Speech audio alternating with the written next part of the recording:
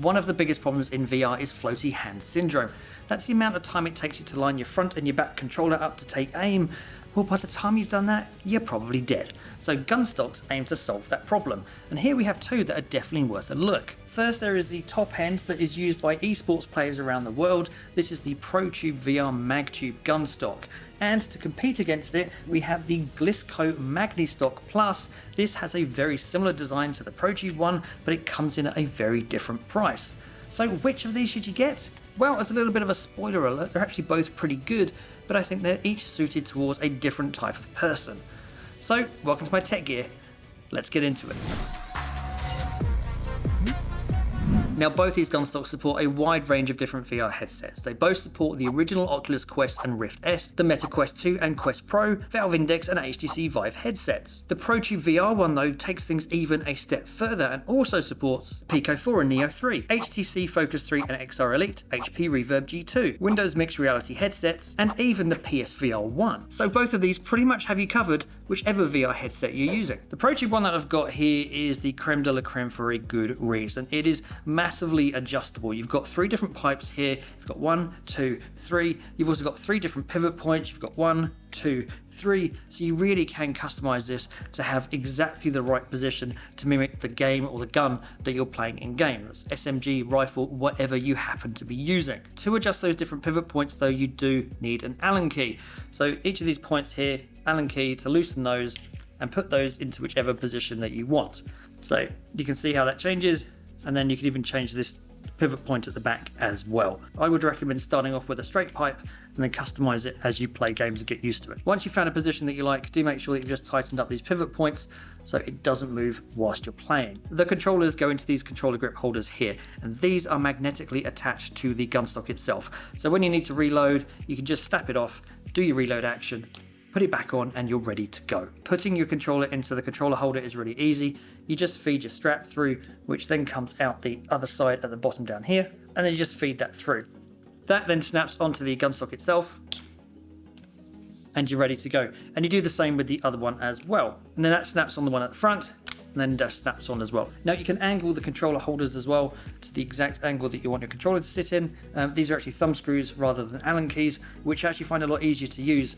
I actually would prefer it if ProTube actually made these kind of thumb screws on all of their pivot points, so you didn't need an Allen key at all. Now, you've got a nice length here for a rifle. You can adjust this to move further up and down the pipe. So if you want to play with, say, an SMG and you want to go and move it further up, you can move it further up the pipe. It's really just about finding the exact position that you're comfortable with in the game that you're playing. You've also got on the back this shoulder strap as well. Now there's two pivot points, or there's two attachment points where you can actually attach this strap. There's one at the back and there's one halfway up here. You can get it attached to those two. So you can take this and you can put it on the front up here. So you've got it like that. Personally, I prefer to have it on the back, and I'll go and show you why that is in-game in a little bit. Now the Glisco one looks very similar, because it is. It is, however, a little bit shorter. It's about 8 centimeters shorter, and it's got less pivot points. However, it's still fairly adjustable, and is probably going to suit most people. So it is 62 centimeters long, as opposed to the 70 centimeters that the ProTube VR one is. The shoulder stock at the back is fixed, and there's only one pivot point in the middle. However, all the different sort of adjustability points on this are adjustable via a thumb screw. You don't need an Allen key. And that is really cool. So you can just do it very, very similar, except you do it with a thumb, find an angle that's suitable to you, screw it shut, and then you have a slightly different angle. And attaching the controllers into this Gunstock is the same as a ProTube one. So snap this off, again it's magnetically sealed. Take your controller, feed this wrist strap through the hole in the bottom, just like that. These just then snap back onto the Gunstock, similar to how the ProTube VR ones did. So again, there's more thumb screws here, so I can adjust this. I can move this further up and down the piping if I want to get that right position. You can also set the angle of the controller as well. There's also attachment points for the shoulder strap as well. There's one here and there's one at the front as well. But similar to the ProTube one, I do like to have the attachments at the back. Again, I'll show you why and I'll do some gaming on this in a minute. One of the advantages of this is that the magnetic attachment points on these are flat. So it doesn't matter whether my left or my right controller is on the front. I don't need to adjust or change anything.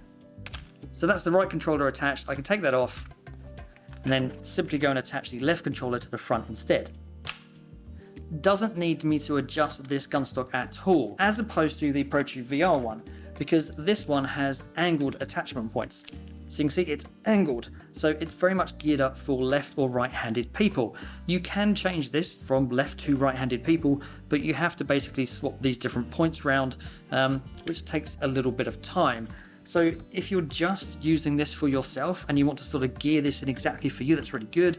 If you want a gun stock that's more likely to be swapped around left and right-handed people, then the fact that you don't have to fiddle with this because it's an ambidextrous design makes this a really good choice for that. So that's these all set up. I'm going to test these out in a few games. Before we go and test these in game, I did just want to talk about why I have the shoulder strap off the back of the gun stock and not attached to this adjustment point at the front.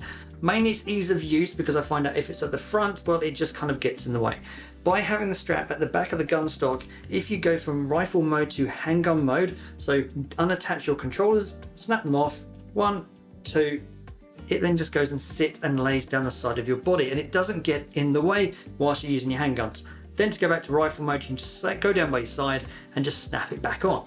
1, 2, and away you go again. So it's really easy to switch between rifle mode, handgun mode, back again, and it just keeps it accessible and down the side of your body. So now we're in the training grounds of contractors so that you can see what the gun stocks are like. Now, I'm definitely not the best shoot in the world, but we're going to give this a go and hopefully you can get an idea for what these gun stocks are like. Now the key here is generally muscle memory, especially when you are, man, I sound like a robot. Especially when you have to reload, like being able to remember where everything is. That muscle memory is really important. So I would say persevere with the gun stock, practice with it. The more you practice, the better you will get. So now I'll switch over to the Glisco gun stock. So let's go check this one out. Now, I'm definitely not the best in the world at shooting, but hopefully this gives you an idea of whether this is actually any good. Right, reloading, in there, done, done. So the more you practice, the better you'll get. Hopefully this has given you a bit of an idea of how good it is to play with this.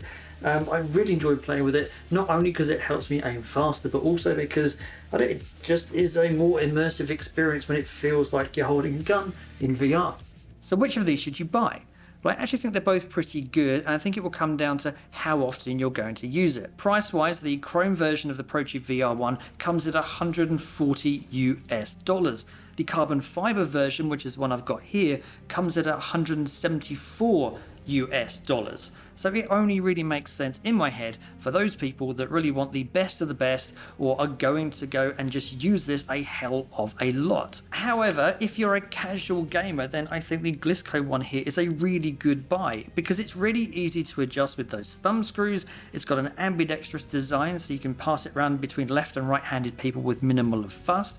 And it only comes in at $75, so it's less than half the price of the ProTube one, but it still feels really sturdy and strong, and so I think for most people, the casual gamer, this one is an absolute steal of a buy. Well, I hope this video has helped you decide whether either of these are the right gun stock for you to go buy. Do let me know in the comments down below if you go get either of these, and let me know what you think. If you want to look at any more good Quest 2 accessories, then don't forget to check out the link up here. Thanks for watching, and as always, I'll see you in the next one.